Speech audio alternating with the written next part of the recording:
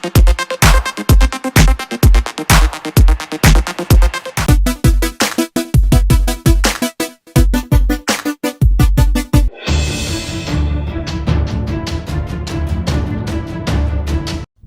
To top Telugu media. మీరు ఊహించిన interesting టాపిక్తో మీ ముందుకు వచ్చాడు మీ మీరా. శాస్త్ర సాంకేతిక రంగం ఎంత అభివృద్ధి చెందినా ఇప్పటికీ కొన్ని విషయాలు మిస్టరీగానే ఉంటున్నాయి. మనం కొన్ని దృశ్యాలు చూసినప్పుడు ఒకసారి వింతగానో మరోసారి భయంగానో అనిపిస్తుంది. అలాంటి కొన్ని వింతల్లో ఒకటి ఈ గ్రహాంతరవాసులు. అసలు కంటికి కనబడని సరైన ఆధారాలు లేని గ్రహాంతరవాసులు ఉన్నాయో లేవో ఇప్పుడు చూద్దాం. భూమిపై అత్యంత అద్భుతమైన జీవి మనిషి. కొన్ని లక్షల సంవత్సరాల నుంచి మనిషి మేధస్సు అభివృద్ధి చెందుతూ వచ్చింది. ఈ సమయంలోనే మనిషి తను బ్రతకడానికి దోహదపడే కొన్ని నమ్మకాలను బలపరచడానికి కొన్ని నిర్మాణాలు చేపట్టాడు. వాటిలో నైపుణ్యతను చూపించాడు. అలాంటి నిర్మాణాలే పిరమిడ్, ఎల్లోరా గృహ టెంపుల్స్, ద్వారకా నగరం ఇలాంటి అద్భుతమైన నగరాలు. అయితే వీటి వెనక గ్రహాంతరవాసులు ఉన్నారంటాం సబబు కాదనే చెప్పాలి. మానవ నిర్మితాలలో అద్భుతమైన కట్టడం ఒకటి ఈజిప్ట్ పిరమిడ్స్. ఈ పిరమిడ్స్ను ఈజిప్షియన్స్ ప్రజలు కట్టారని నమ్ముతాం. కానీ ఆ కట్టడాల్లోనే గోడలపై గీసిన గాల్లో ప్రయాణం చేసే వాహనం, నీటిలో ప్రయాణం చేసే వాహనం, బేసిక్ నిర్మాణం వాళ్ళు ఊహించలేరా? అయితే ఆ కాలం నాటి ప్రజలు తన రాజు చనిపోయిన తర్వాత ఆ రాజుకు సంబంధించిన వస్తువులు ఆయనతో పాటే సమాధి చేసేవారు.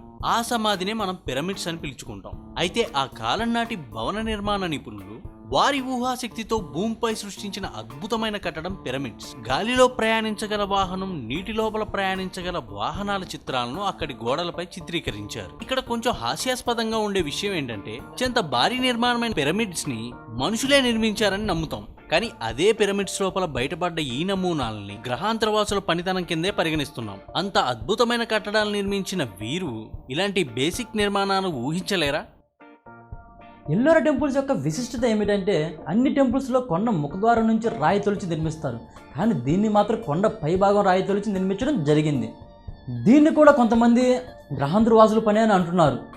వాళ్ళు మనుషుల్లోనే థింక్ డిఫరెంట్ బ్యాచ్, వాళ్ళ పని ఇది. ప్రస్తుతం ఇండియన్ ఓషన్లో లభించిన ద్వారకా కూడా కొన్ని వేల సంవత్సరాల క్రితం మానవులు నిర్మించిన నగరమే. దీని నిర్మాణ విశిష్టత ఏమిటంటే అత్యంత అద్భుతమైన ఉద్యానవనాలు, పెద్ద పెద్ద భవనాలు ఇప్పటికీ నూతన నగరాలకు సమానంగా ఉంటాయి. చివరికి దీని నిర్మాణం వెనుక కూడా గ్రహాంతరవాసులు ఉన్నారని చెప్పడం భావ్యం కాదు. అసలు ఈ గ్రహాంతరవాసుల కథ మొట్టమొదట ఎక్కడి నుంచి మొదలైందో ఇప్పుడు తెలుసుకుందాం. అయితే మొట్టమొదట ఏలియన్స్ కథ అమెరికాలో ప్రచారమైంది 1938లో. ఈ కథ చప్పగా ఉందని డైరెక్టర్ ప్రేక్షకుల్ని బాగా ఇంప్రెస్ చేయాలని తన క్రియేటివిటీ ఉపయోగించి the war of the worlds అనే డ్రామా 60 నిమిషాల విడిదితో వదిలాడు. ఆ తరువాత పేపర్లన్నీ విపరీతంగా సేల్ అయ్యాయి. దాదాపు 1,00,000 మంది ప్రజలు ఏలియన్స్ భూమి మీద అటాక్ చేస్తారని నమ్మారు. అయితే ఇది ఇలా ఉండగా 1942 సంవత్సరానికి ప్రపంచ దేశాలన్నీ రెండో ప్రపంచ యుద్ధంలో ఇన్వాల్వ్ అయి ఉన్నాయి. యుద్ధాన్ని ముందుకు నడిపించాలంటే అన్ని దేశాలకి రెవెన్యూ అవసరమైంది. వివిధ దేశాలు వివిధ మార్గాల ద్వారా రెవెన్యూ సంపాదించుకోగా అమెరికా మాత్రం బ్రాడ్కాస్టింగ్ నమ్ముకుంది. సో 1942లో the war of the world అనే కథని ఆధారంగా చేసుకొని అమెరికన్ సైన్యం ఒక సైంటిఫిక్ డెమో పబ్లిక్లో ప్లే చేశారు. ఈ డెమో వల్ల అమెరికాతో పాటు ప్రపంచ దేశాలన్నీ గ్రహాంతరవాసులు ఉన్నాయని 90% నమ్మటం మొదలెట్టాయి. ఆ తర్వాత చాలా కథలు వచ్చాయి. కానీ ఈ కథలన్నిటికీ మొట్టమొదటి మూలం మాత్రం 1938లోని the war of the worlds అనే కథ. అలా అని గ్రహాంతరవాసులు లేరని చెప్పడం లేదు. లక్షల కోట్ల గ్రహాలున్న ఈ విశ్వంలో ఎక్కడో ఒక చోట గ్రహాంతరవాసులు ఉండే ఉంటారు. కానీ వాళ్ళు భూమిపైకి వచ్చి మన అభివృద్ధికి హెల్ప్ చేశారన్న విషయంలో ఎలాంటి వాస్తవం లేదు. ఈ రూమర్ ముఖ్యంగా టెక్నాలజీ బాగా అభివృద్ధి చెందిన దేశాల నుంచి వచ్చిందని చెప్పవచ్చు. మరో ఇంట్రెస్టింగ్ టాపిక్తో మళ్ళీ కలుద్దాం.